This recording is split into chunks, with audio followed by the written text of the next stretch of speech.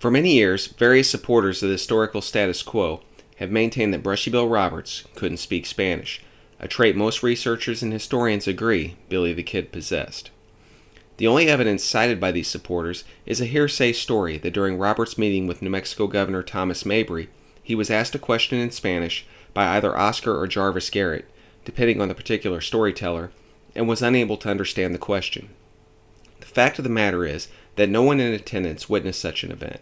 For instance, it was not mentioned by radio station KGGM, which was offering up live reports of the meeting. No mention was made by any of the newspaper reporters in attendance, nor any of the historians, such as E.B. Mann, Paul Walter, William Kelleher, or Will Robinson, who most certainly would have mentioned such an important event taking place.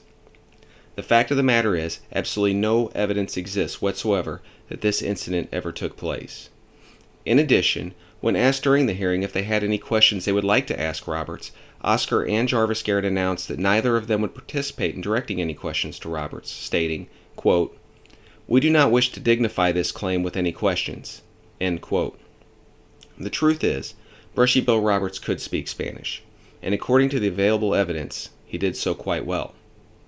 According to William V. Morrison's notes, during he and Brushy Bill Roberts' trips throughout Texas and New Mexico in 1949 and 1950, they would often encounter Mexicans who couldn't speak English, and Brushy Bill had no trouble communicating with them in Spanish.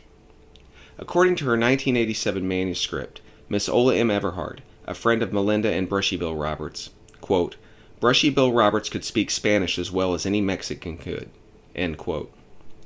According to a September 14, 1990 letter from Jim Tolley of Ruidoso Downs, New Mexico, to Judge Bob Hefner of Hico, Texas, Mr. Tolley stated, quote, "Years ago I read Brushy Bill and felt that he indeed was Billy the Kid.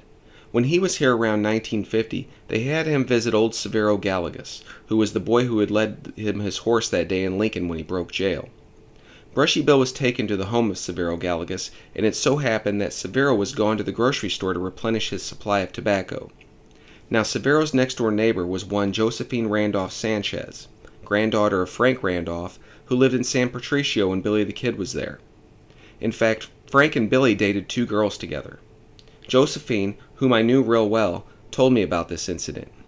She says that I'll just find out for myself if this man is really Billy the Kid. So she says to Billy the Kid, or rather, Brushy Bill, 'Who is your sweetheart in San Patricio?' With no hesitation whatsoever, Brushy Bill replies, 'A Cedillos girl across the river.' That was Billy's sweetheart, all right, and who but Billy the Kid could recall that fact? Frank Randolph, a member of the California column and grandparent of Josephine, raised her there in San Patricio and had told her about his friendship with Billy the Kid. And they put out that flap that Brushy Bill could not talk any Spanish whatsoever? Well, Josephine conversed with him in Spanish, and another Hispanic I knew in Lincoln said that he rattled off Spanish like a native." End quote. It is worth noting that Jim Tolley was the nephew of Lincoln County regulator and friend of Billy the Kid, Frank Coe. According to author W.C. Jameson in his book Billy the Kid Beyond the Grave, quote, "When Roberts met and visited with Severo Gallegos in 1950, much of their conversation, according to Morrison, was conducted in Spanish. Sonnichsen also verified that Roberts spoke Spanish." End quote. In addition to the above stated testimony, it should also be mentioned that Brushy Bill Roberts spent many years of his life in rural Mexico, during which he participated in numerous land and cattle dealings. One can only logically presume that if he were unable to speak the language, he would have had great difficulty in not only completing these transactions, but in his day-to-day life. In summation, no credible evidence exists to the claim made by those who support maintaining the historical status quo that Roberts couldn't speak Spanish, and the preponderance of the evidence overwhelmingly indicates that Brushy Bill Roberts most certainly could speak Spanish, as he claimed.